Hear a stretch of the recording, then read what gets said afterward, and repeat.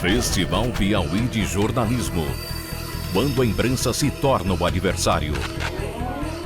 I am someone who's covered presidents since Ronald Reagan. I've been a White House correspondent for the Wall Street Journal, so I've been in that room a lot asking presidents questions. I've never seen anything remotely like that. Has it made it harder for us? Yeah, in many ways it has. I think, compared to many of the countries around the world, in America, we have freedom of the press that's robust. Major news organizations now have to hire security. The New York Times has bulletproof glass on its doors in the Washington Bureau.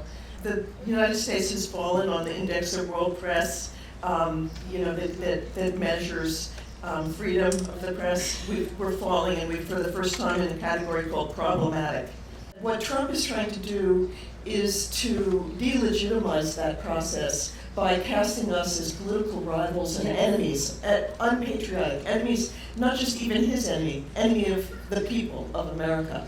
And it's designed in order to make the public feel that he's the only source of truth. Mm-hmm. It's a power play.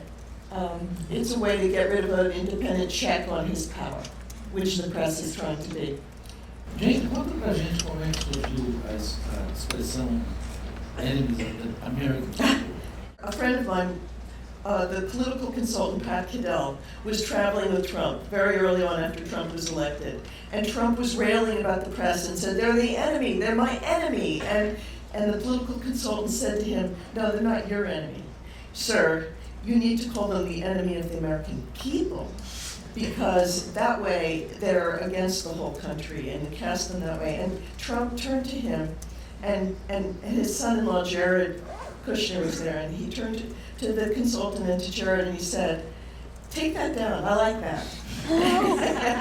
and the phrase, of course, has a heritage. I mean, what the person I knew, Pat Cadell, was telling him, enemy of the American people. He knew it was a phrase that's been used by Stalin. It's a phrase that's been used by Mao, by autocratic regimes that have killed reporters. So it has a ring to it, and it certainly appealed to our president. Part of the problem is that we really are faced with a president who seems a threat to democracy in many ways. I mean, we haven't really seen a character quite like this in the White House, ever. So the question is, how do you deal with that if you have been trained as a professional to be careful, fair-minded, and not be the opposition, but just simply try to get the truth. And there, what we wind up doing a lot of the time is correcting his lies.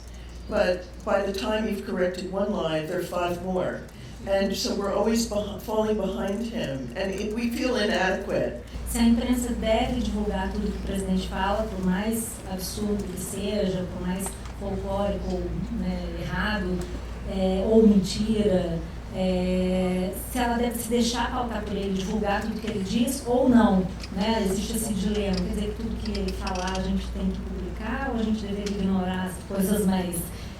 Yeah, it's a terrible dilemma. I mean, if they say something outrageous, you pretty much have to tell the public they've been elected, you've got to follow them and cover them. But I've never been a fan of the stenography school of reporting, and you miss what's really going on. It's not the truth, it's just plain, taking down dictation. So sure, take down what they say, but put it in context. And that's what we struggle to do all the time. And that's why he thinks we're the enemy, because we try to put it in some kind of context and prove that often it's not true. Na campanha, como se cobriu demais, houve essa autocrítica da imprensa americana que deram muito espaço para ele, retratando e reverberando os absurdos que ele dizia. No, it was terrible. I mean, they really fell down on the job, I think, and especially the TV stations did. They would just put him on unfiltered. They just hand over the microphone to him. And then he had the floor to say whatever he wanted to say. Instead of us covering, he plays us with these tweets. Every time he puts one out, everybody jumps and writes a story. I think we should put them in like a little box next to like the baseball scores and the weather and, you know, today's tweets and, you know, an advertisement, and play it down. Don't give it so much, you know, attention. He lives off of the attention.